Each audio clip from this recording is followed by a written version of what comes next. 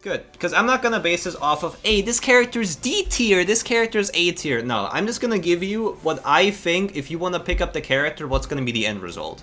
So for example, if you pick a character in here, the character might be solo viable, but he might not have the easiest time in the bracket run, which means he could run into a bracket killer that might completely kill him, right? And for maybe needs a secondary, it's like your character is at a level where having a secondary would probably benefit you more than just ride or dying on one character.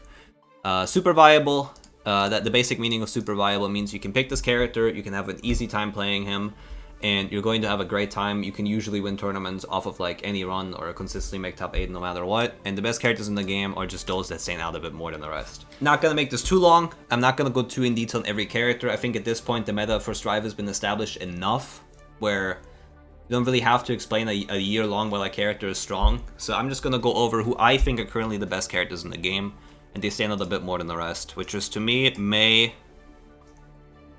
Nago. Yeah, Mei and Naga, honestly.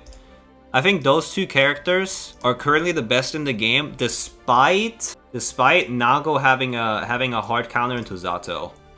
That is the one thing that's really interesting about Nago, is if he meets a Zato that's really good, the run is over for him. Which is interesting, but usually if that doesn't happen, he has a very good matchup spread across the entire board. Like, Zato is literally his one and only hard counter, which is just one single matchup. I still believe, regardless of all of that, he's one of the best characters in the game.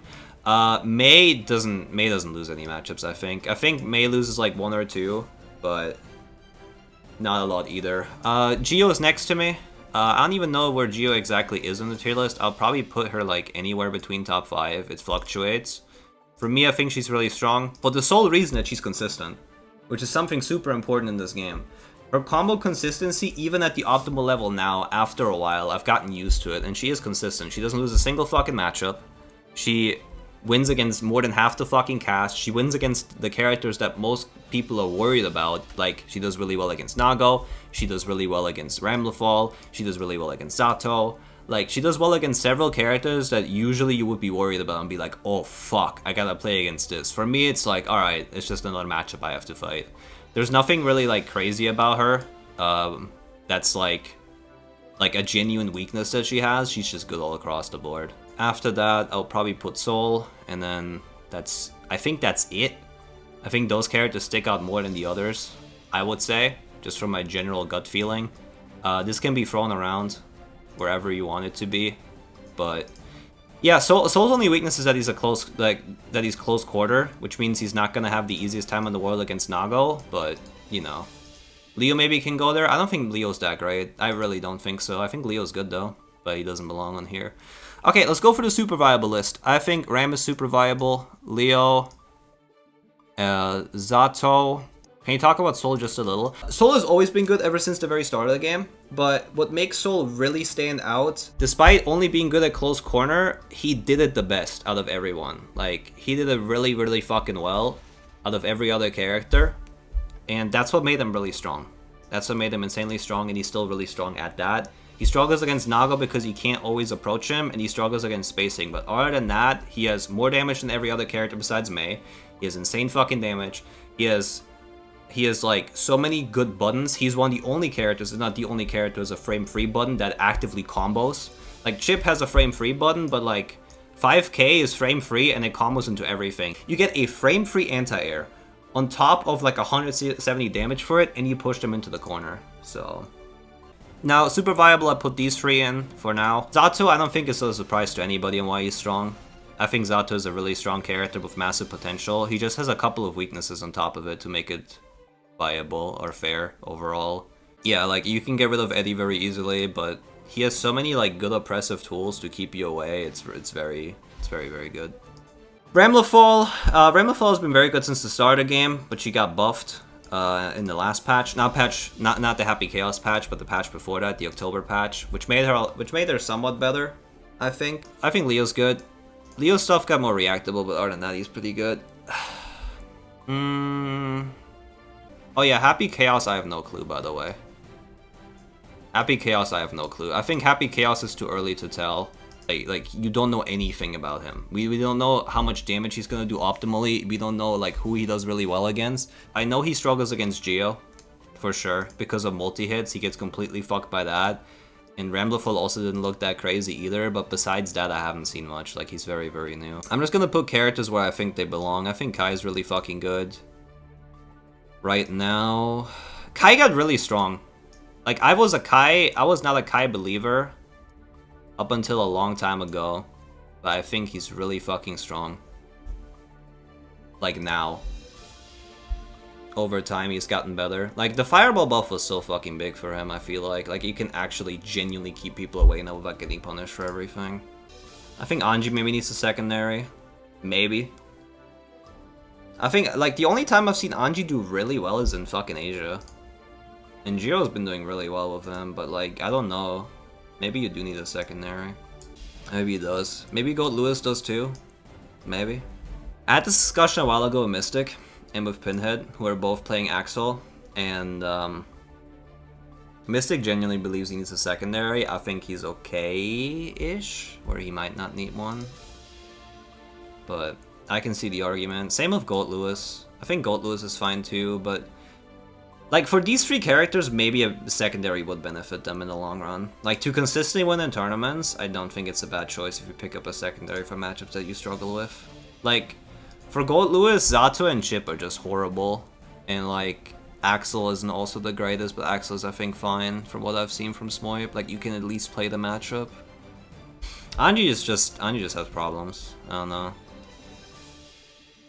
Chip you can put here. Millie you can put here too. I think Millie is a bit worse than Chip, not by much.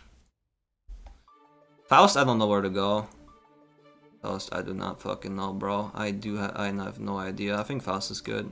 Probably put him at the end here. Pot's probably here too. Man, this is tough. Like, the game is very balanced overall, I'm not gonna lie. Dude, Jacko's not that great. I swear. Like, I was thinking about Jacko for the longest time right now. I don't think she's that good. Like, the longer I see how Jackos play, the less I believe in the character. It's actually insane, bro. Like, I thought this character had more potential. I thought this character had more fucking potential. Like, seriously. I thought she had way more potential than I've seen. Like, I genuinely, this is my genuine take. I just thought Jacko players didn't know how to optimally play her yet. But no progress has been made towards Jacko actually getting any better. Besides the Carrot doing shit. And Carrot's results have just been getting like worse and worse over time the more people figure out the matchup. Like, she struggles against Chip. I think she struggles against Geo. She doesn't do well against any characters that are like really good and popular. Like, she doesn't do well against Geo. She doesn't do well against Ramlefall. I think so at least. She doesn't do well against Mei. I think even Kai she doesn't do that great against, to be fair. But I think she does well against like characters who are like down here. Like, so I don't know. I think she does okay against Sol and Nago though, at least. But it's rough. Like, if you meet like a Mei, a Ram, or a Geo, it's pretty much over for you for the most part. It's really not that great. Like, I can't remember the last time a Jacko even got a game off of me in bracket. Like, you know? That's interesting. Ino's good. Overall, very viable character. I mean, you've seen, like, Ino's just been doing better, like, ever since this patch, too. Let's be fucking real. If you have one good representative of the character already, the entire meta for a character can shift. Let's say, like for Zato, Zato's entire meta got shifted very, very quickly and very heavily by, like, Gobu and Latif. And that's two players playing Zato. Zato was supposed to be, like, down here, for example, right? For the most part, like, a very, like, weakish character. And like, for like, most regions, you only have, like, one or two people who do really well with, like, one character, and that's, like, about it. You know? I think this is ordered. I think this is okay. This one, like, Geo I'm never sure on, because Geo could be here, could be here, could be here. I don't know. I think if you put Nago here, this is also fine. It's just rough.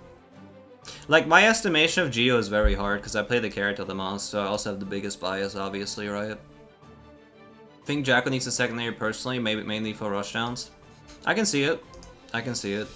The thing is, for me, like, at least here I can see, like, them winning a tournament without a secondary. With those, I think it's kind of rough overall. Like, right now in the current patch. Even versus May Axel can play? Yeah, absolutely! Absolutely! Dude, see, the thing is, this game is so balanced, you can literally play anybody and be fine. It's just like, I think for these three in particular, you might need a secondary. I think you might need one. But for the rest, you don't. Absolutely not. Like, even though some shit can get really fucking rough, and like, you can have a run killer or two, it's at least not as fucking diminishing, I don't know. Maybe I'm wrong in the melee take, I'm not sure. For Happy Chaos, I have no clue where to fucking put him, because he's too fucking fresh and new. But we will see, we shall see, bro. Alright, let me save this for funny YouTube. PogChamp, my opinion, right? Yours is wrong? Dude, based. Tier list.